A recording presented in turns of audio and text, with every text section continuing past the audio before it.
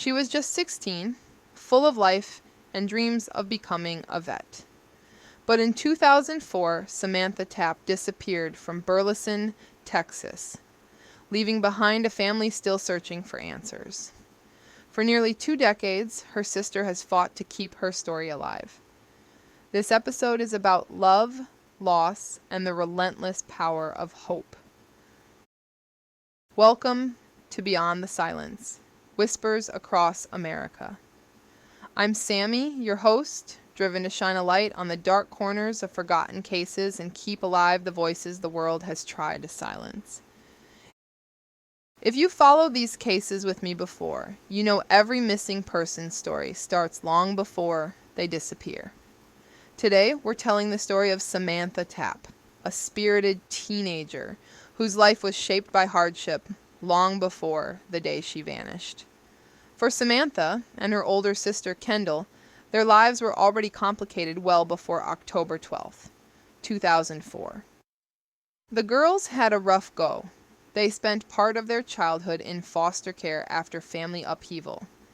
And when things fell apart there too, they each bounced between relatives. Samantha with an aunt, Kendale with the grandparents. Eventually, Sam joined Kendale at their grandparents'. And by all accounts, the sisters were tight, even after all those hardships. But nothing about their lives was easy.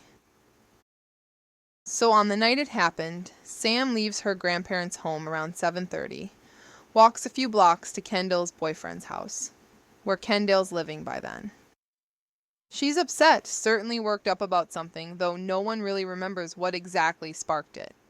Kendale said it was probably something silly, one of those sister spats that feel like the end of the world in the moment, but fade into the background noise of 1,000 other arguments.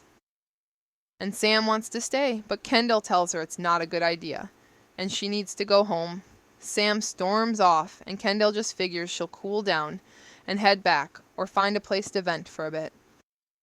But that was the last time anyone saw or heard from Samantha.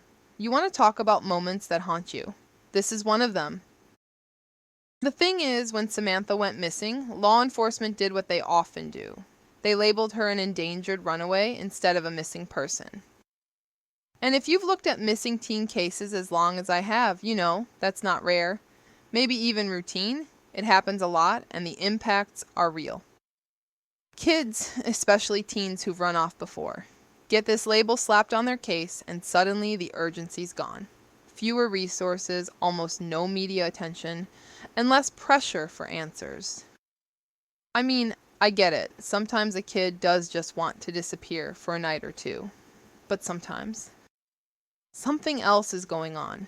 And that label, it's like shutting off the spotlight right as things get dark. And speaking of things getting dark, let's get into the so-called investigation here. Or, honestly, the lack of one. Because Samantha was quickly chalked up as a runaway, there was no organized search, basically no media coverage. Phone calls went largely unanswered. And the leads, they just fizzled. Within a week or so, Kendale and her grandparents noticed cigarette butts and itsy rearrangements in the backyard furniture. It seems like maybe Sam, or Sam with some friends, snuck in while the grandparents were out. The family hands this over to police, and you'd think, all right, this could be something.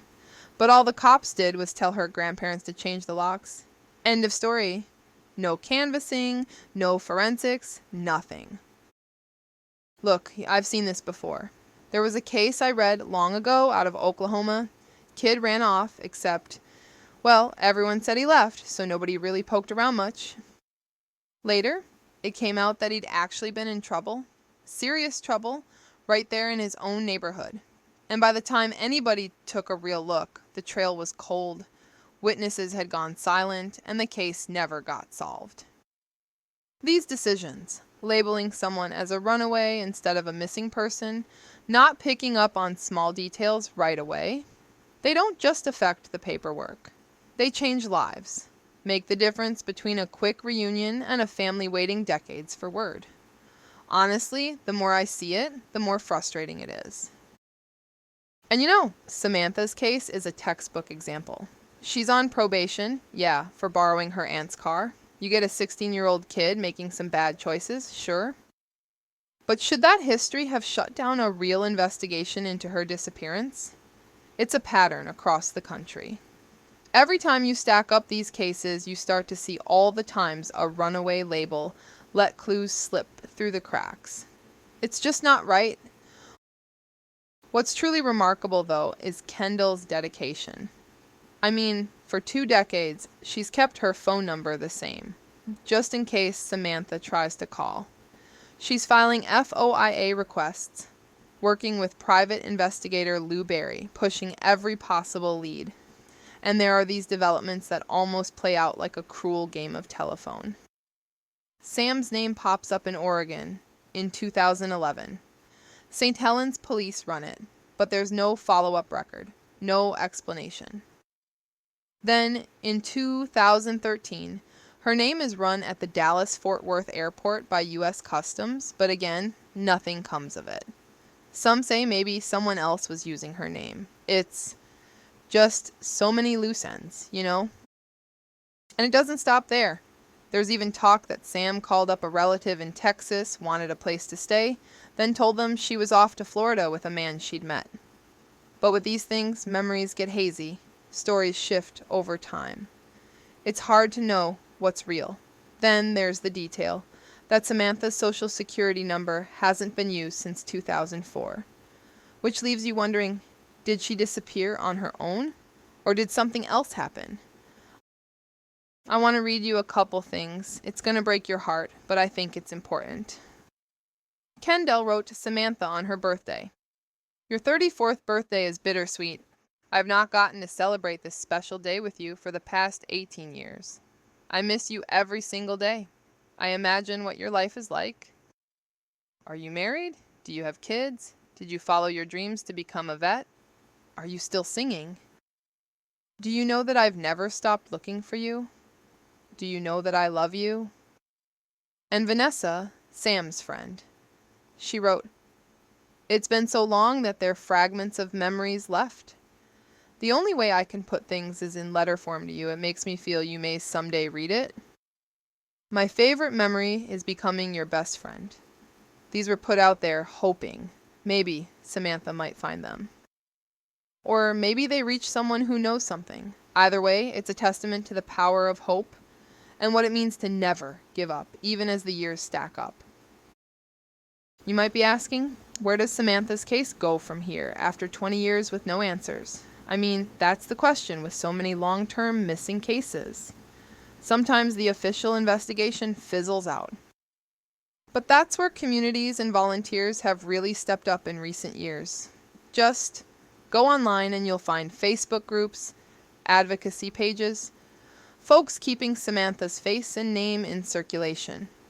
There's power here. Crowdsourcing, digital flyers, those age-progressed images shared thousands of times. Sometimes a post or a tweet reaches the right person, sparks a memory, or brings forth a new lead. And it's not just digital noise. Sometimes real leads come out of these spaces. Private investigators like Lou Barry stay tied in with family and community advocates. Jason Watts comes to mind. People who won't let the story fade. Cases have been solved in other places because the right bit of info hit a message board, or someone recognized themselves in an age-progressed photo. It's slow, yeah, and not every case gets a miracle. But if nobody's watching, there's no chance at all. There is still hope that official agencies will reconsider how Samantha's case is classified. Kendale keeps pushing for missing person status instead of runaway, because with that, suddenly you get better access to resources, fresh eyes, maybe even a new round of media interest. Sometimes all it takes is a spark. Pressure from advocates or even a news story going viral to get the attention of law enforcement again. I mean, we've seen cases reopened when communities refuse to go silent. That, to me, says we can't give up. So if you're listening and you've got even the tiniest detail buried in your memory, don't write it off. Reach out. And if you're moved by Samantha's story, share it, talk about it, keep that pressure alive. Because every time someone hears Sam's name, there's a chance, however slim, that it brings her closer to home. That's it for today's episode. The questions remain and the search continues. Because every missing person deserves answers, and every story deserves to be heard. What are your thoughts? What do you believe happened? Share your voice, because sometimes the smallest detail can spark the biggest breakthrough. I'm Sammy, and this is Beyond the Silence, Whispers Across America. Thank you for listening, stay safe, and I'll see you next time.